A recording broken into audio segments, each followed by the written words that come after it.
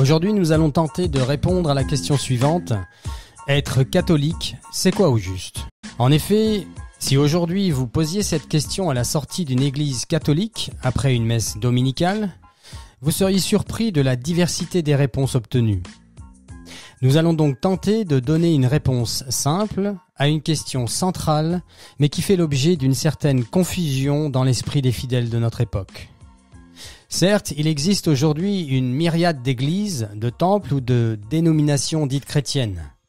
Or, la seule église remontant directement et sans interruption jusqu'à Jésus, celle qu'il a lui-même créée avec ses 12 apôtres, auxquels il donna tout pouvoir, particulièrement à Pierre, son premier pape sur terre, c'est l'église catholique, apostolique et romaine. Voilà pour l'origine de l'église. Mais être catholique, ça veut dire quoi au juste ? Avant de développer, je dois préciser que le but de ce podcast n'est pas d'entrer dans une catéchèse complète et détaillée de la foi et de la morale catholique. Non. Pour cela, il suffit de se référencer au catéchisme de l'Église catholique ou à son abrégé écrit par Benoît XVI.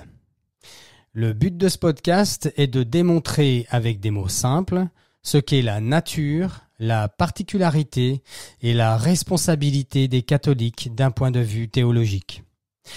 Avant-propos, laissez-moi vous partager une expérience personnelle.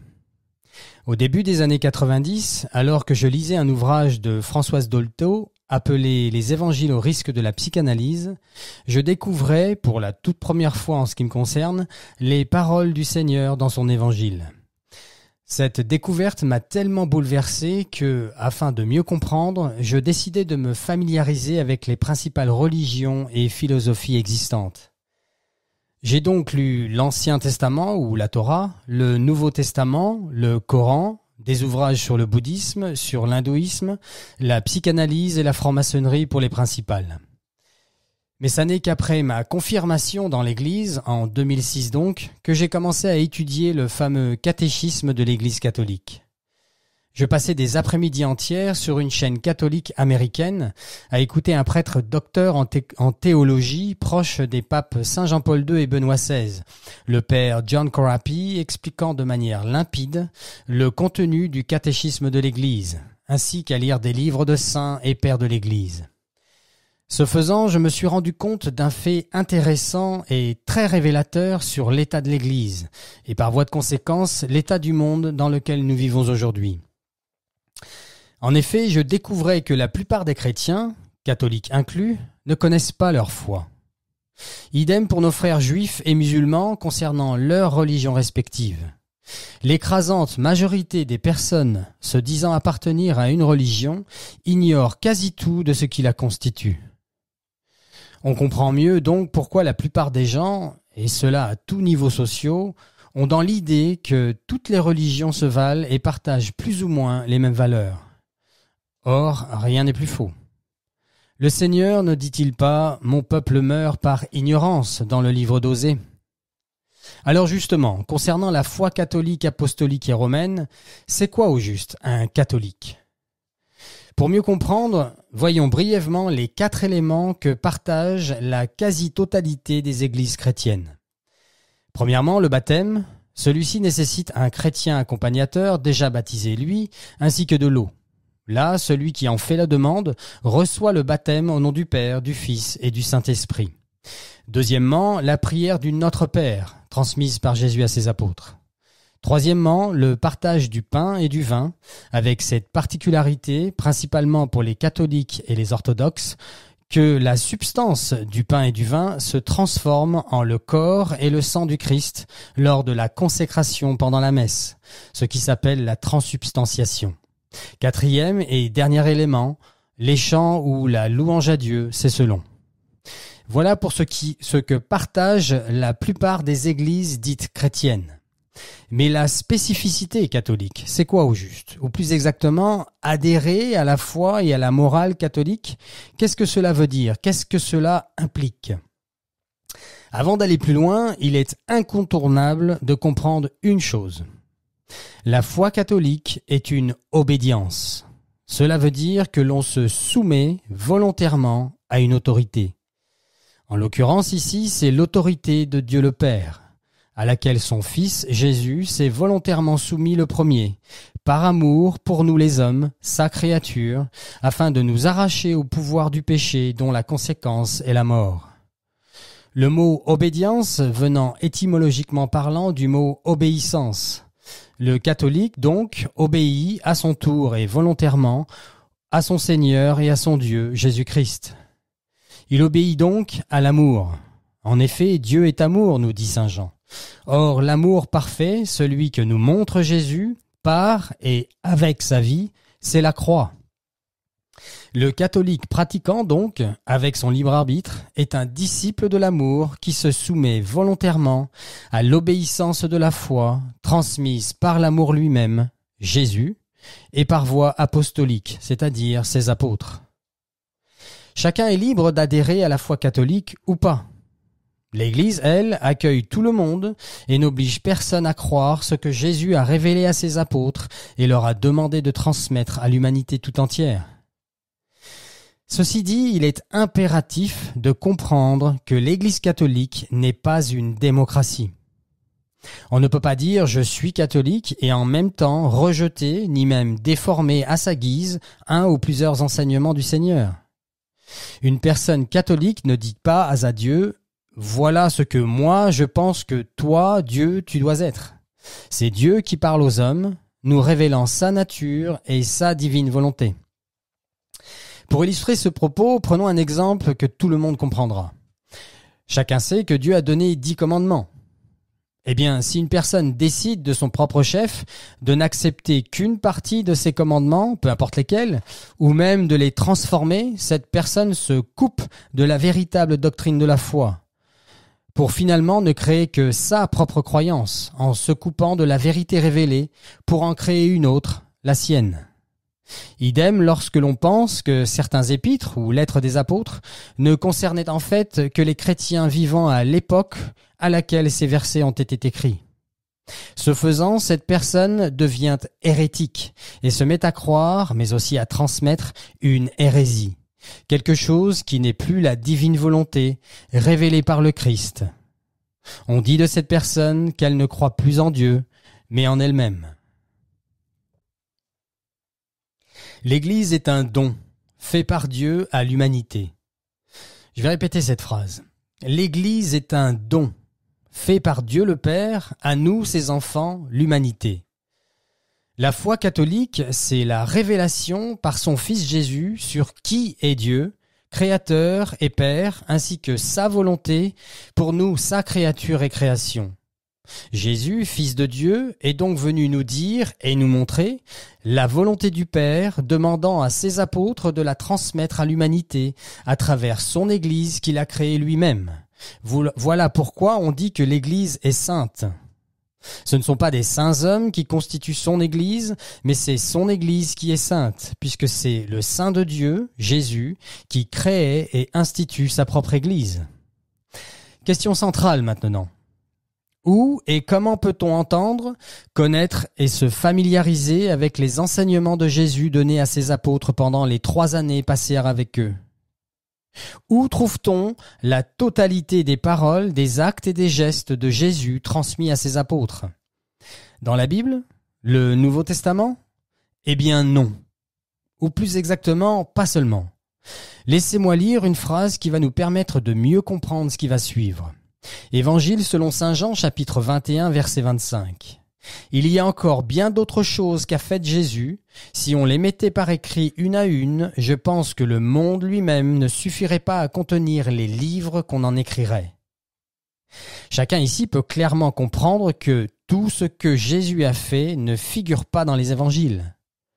Écoutons maintenant ce que le Seigneur dit à ses apôtres alors qu'il s'apprête à les quitter avant son ascension dans le ciel. Allez donc de toutes les nations, faites des disciples, les baptisant au nom du Père et du Fils et du Saint-Esprit, et leur apprenant à observer tout ce que je vous ai prescrit.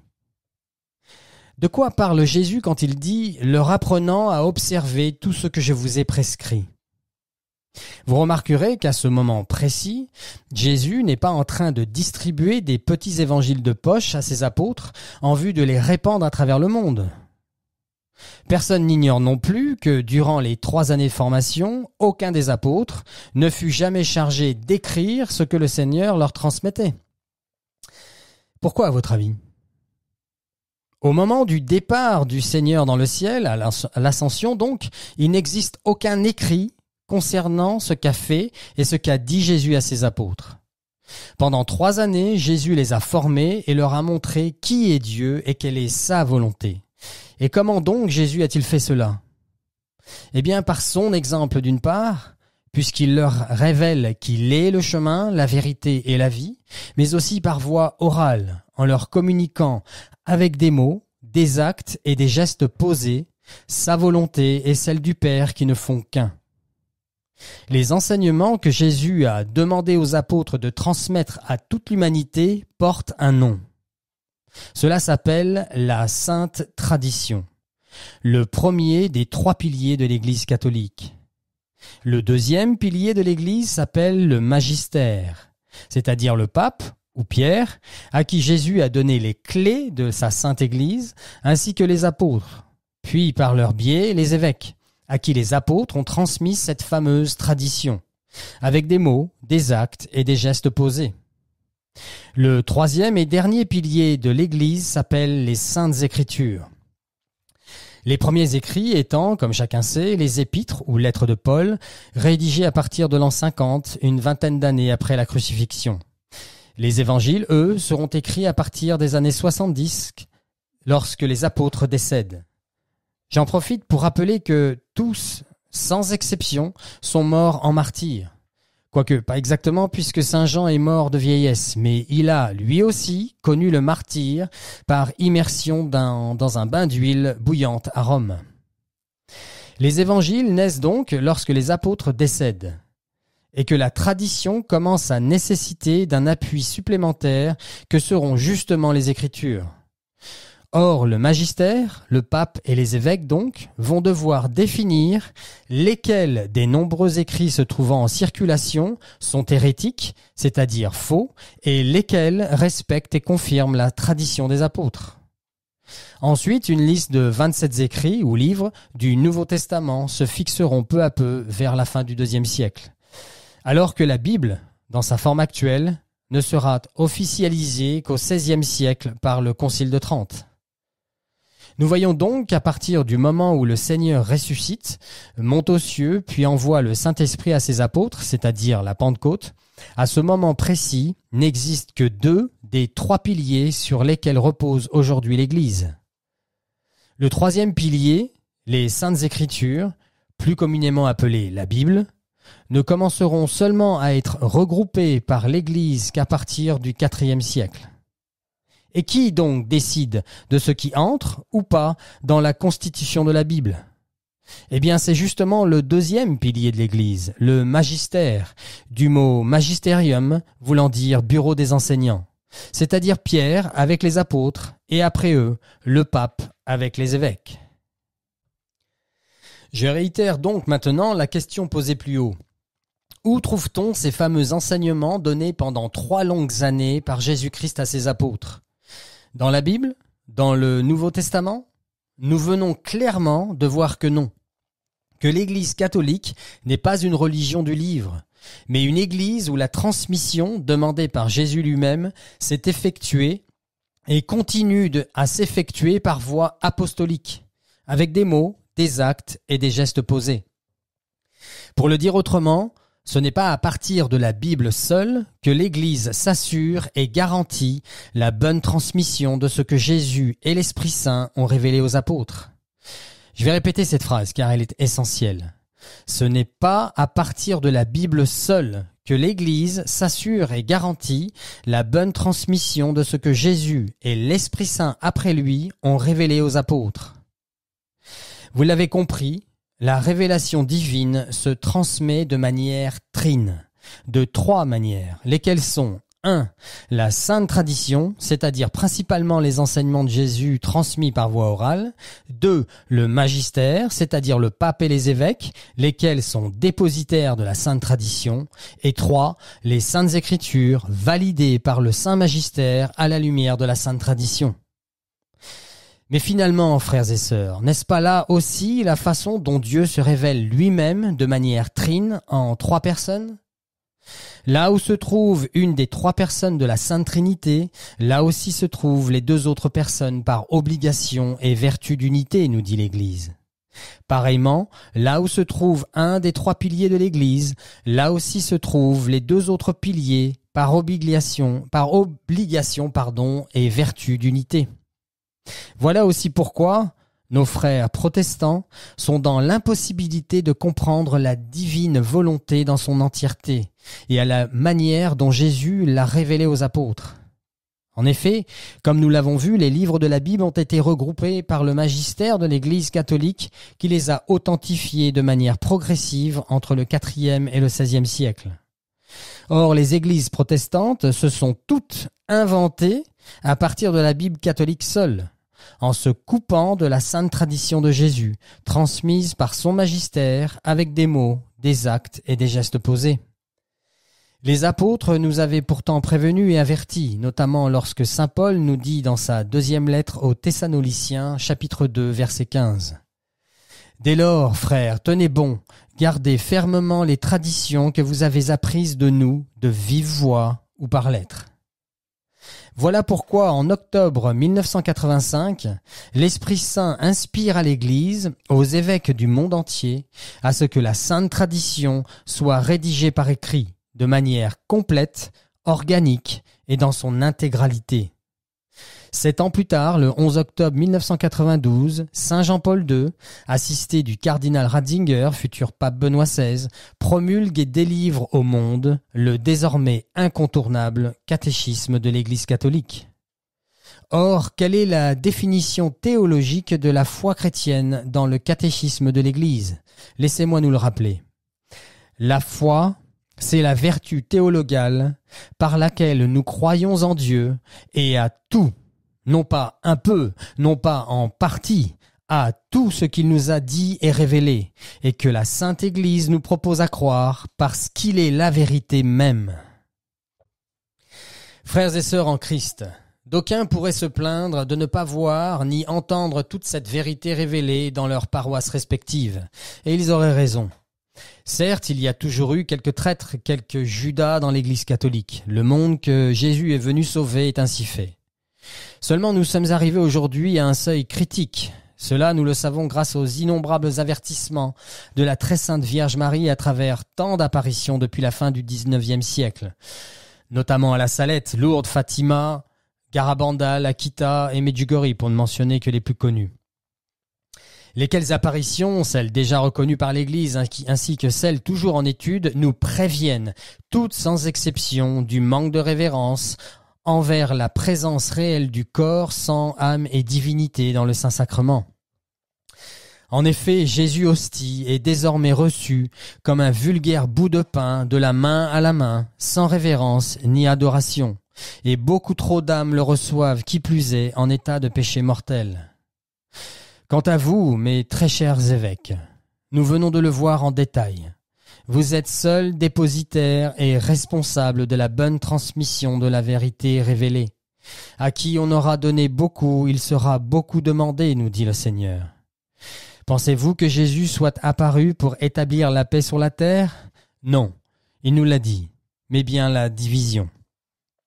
La fumée de Satan est entrée dans l'Église, disait le pape Paul VI dans son homélie du 27 juin 1972.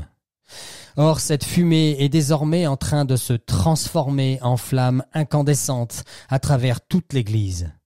Cela parce que vous, les évêques, avez laissé faire, refusant de dire la vérité et de dénoncer le mensonge par lequel Satan avance et agit. C'est votre couardise, votre lâcheté et votre peur des représailles qui nous ont conduits dans cette situation actuelle. Beaucoup trop de cardinals, d'évêques et de prêtres vont en enfer, nous dit la Vierge Marie, et ils emmènent beaucoup d'âmes avec eux. L'écrasante majorité des évêques contemporains n'utilisent plus ce charisme tout particulier que leur donne volontiers le Seigneur et qui est à l'origine de l'Église, c'est-à-dire la prédiction apostolique, laquelle est un charisme essentiel à la transmission de la révélation divine. Le cancer de l'Église catholique aujourd'hui se trouve au sein de la formation des prêtres, dans les séminaires. Les personnes en charge de vérifier les véritables vocations de celles qui n'en sont pas sont les premiers coupables avec ceux qui leur ont confié cette responsabilité. Nous parlons ici de management de l'Église. Fort heureusement, quelques véritables prêtres arrivent encore à passer à travers la toile nauséabonde. Merci Seigneur, mais ils sont si peu. Toute la chaîne de recrutement doit être rigoureusement remise en question. S'il a existé et qu'il existe encore des prêtres pédophiles, homosexuels ou menant une double vie, c'est parce que ceux qui les recrutent sont au mieux incompétents, au pire complices. Le pape Benoît XVI, qui, comme vous le savez, vient tout juste de nous quitter, a écrit un livre pendant les dernières années de sa vie et a demandé à ce que cet ouvrage ne soit publié qu'après sa mort, ce qui vient d'être fait. Ce livre est intitulé « Que veut dire être chrétien ?» Il n'est sorti qu'en langue italienne pour le moment, mais une traduction anglaise privée circule déjà. Et on apprend que Benoît XVI lui-même dénonce qu'il existe au sein des séminaires dans le monde, notamment en Allemagne, des clubs gays. Vous avez bien entendu. Attendez, ça n'est pas tout.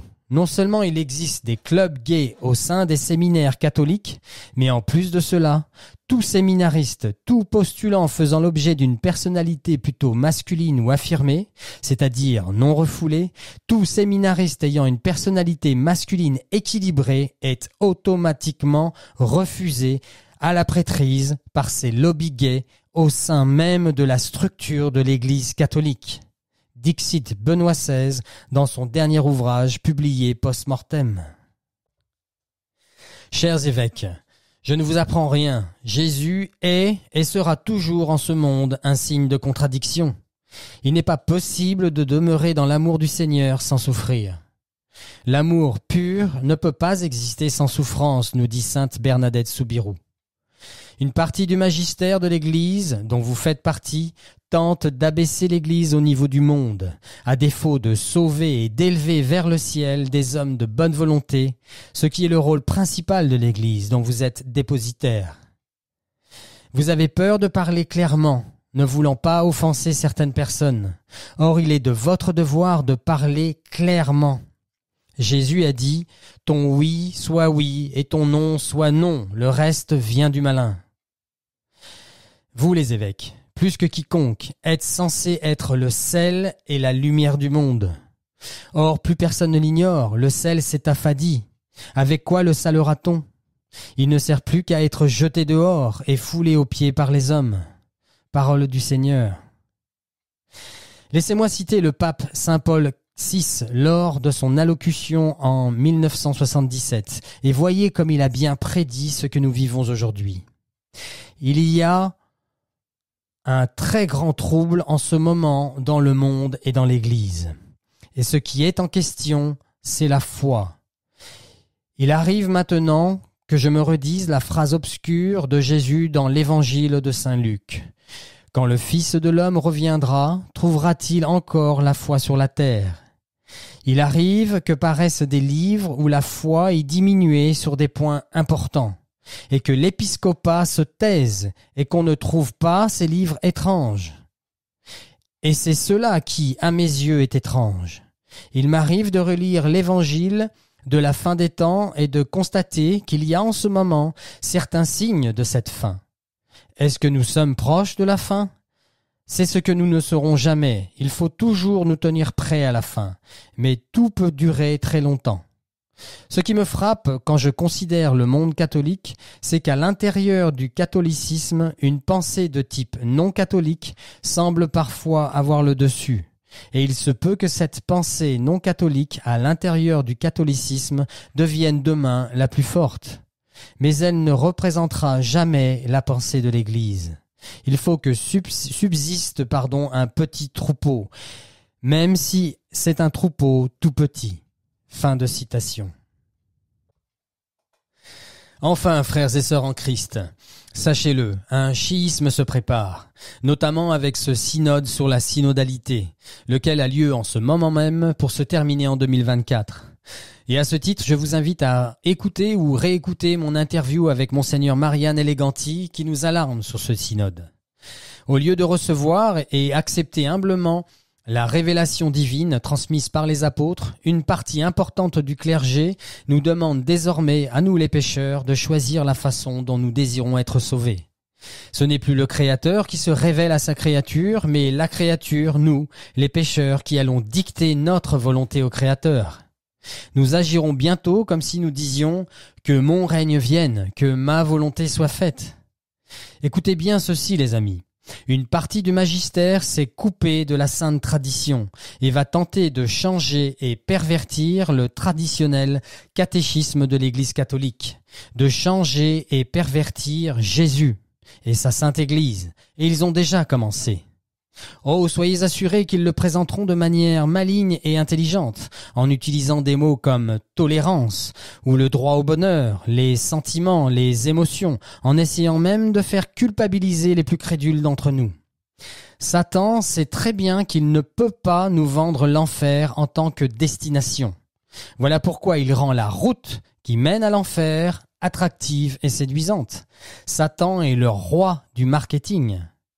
Voilà pourquoi les paroisses font de plus en plus l'expérience de scission et division entre les fidèles. L'ambiance y est délétère lorsque la tête, le curé ou le recteur des lieux, est au service du malin. Quand la tête est malade, le corps est malade.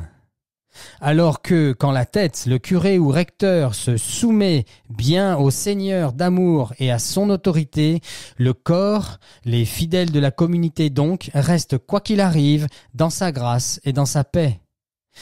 Le problème est que, depuis plusieurs décennies maintenant, nous évoluons dans une église catholique devenue médiocre et léthargique. Nos esprits lobotomisés sont désormais prêts pour le coup de grâce. Ce qui a été révélé par le Seigneur et le Saint-Esprit va être en partie changé. Une grande et fausse église va naître et persécutera la petite et véritable église qui refusera de s'y soumettre, désirant rester fidèle à Dieu, le petit reste de Marie. Prions pour nos prêtres, surtout ceux qui ont le plus besoin de sa miséricorde. Ô Marie conçue sans péché, priez pour nous qui avons recours à vous.